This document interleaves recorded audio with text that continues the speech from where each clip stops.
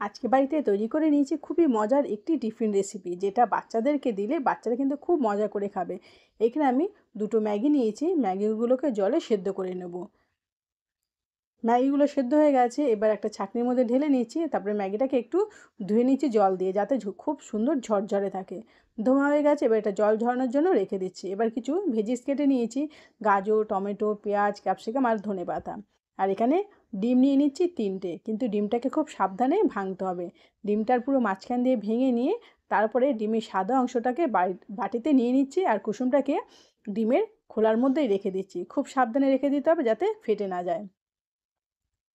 আমার তো ডিমগুলো ভাঙতে খুবই ভয় লাগছিলো, কিন্তু খুব সুন্দরভাবে আমি ডিমগুলোকে ভেঙে নিয়েছি। দেখুন এইভাবে 3টে ডিম আমি ভেঙে নিয়েছি। আর কুসুমগুলো দেখুন আলাদা করে রেখে দিয়েছি বাটিতে। খুব সুন্দরভাবে কুসুমগুলো কিন্তু গোটা গোটা আছে। এই যে বাটিতে যে সাদা অংশটা রয়েছে, এবার এর মধ্যে দিয়ে দিচ্ছি ম্যাগি। সেদ্ধ করা ম্যাগিটা ডিমের মধ্যে দিয়ে দিলাম। এবার যে সবজিগুলো কেটে নিয়েছি সেগুলো দেবো। তার আগে কিছু মশলা দিয়ে দিচ্ছি, স্বাদ অনুযায়ী লবণ, একটু গোলমরিচের গুঁড়ো।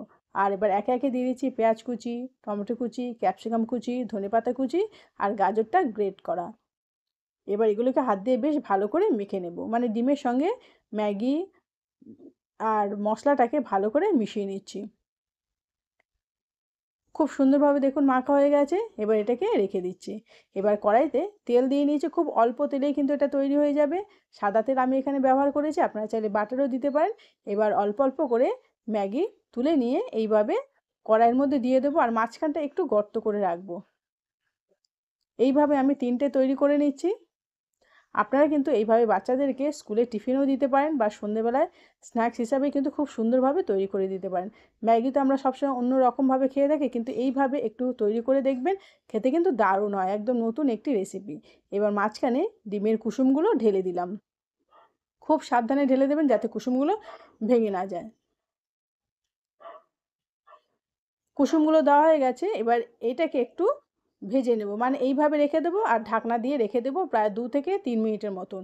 2 থেকে 3 মিনিট পরে এবার এটাকে উল্টে দেবো। দেখুন নিচের দিকটা কত সুন্দরভাবে ভাজা হয়ে গেছে, ওপরের দিকটাকে খুব সুন্দর করে ভেজে নেব।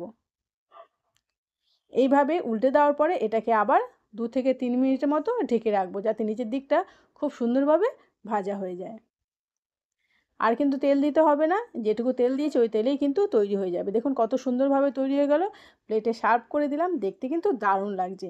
এটা দেখতে যেমন সুন্দর, খেতেও কিন্তু দারুণ লাগে। আর বাচ্চাদেরকে কিন্তু আপনারা অবশ্যই এইভাবে তৈরি করে দেবেন, বাচ্চারা কিন্তু খুব খুশি হয়ে যাবে।